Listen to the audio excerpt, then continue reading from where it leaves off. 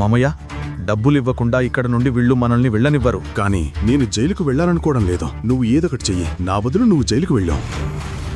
ఏమైనా నా కుటుంబం 3 ఏళ్ళు నువ్వు ఉండటానికి ఆశ్రయం ఇచ్చింది. నాకోసం నువ్వు చేయగలవు కదా?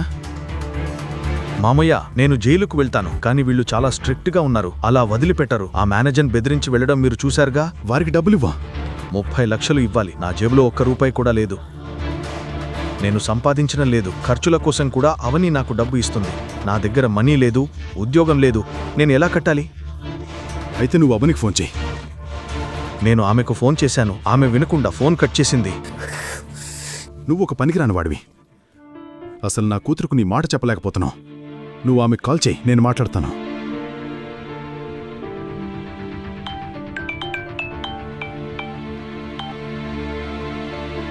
ఈ ప్రశ్నలకు సమాధానాలు తెలుసుకోవాలంటే నెక్స్ట్ ఎపిసోడ్ వినాల్సిందే. క్రింద ఇచ్చిన లింక్ ని క్లిక్ చేసి పాకెట్ ఎఫ్ఎం యాప్ ని ఇన్స్టాల్ చేసుకోండి. Stay tune to pocket FM.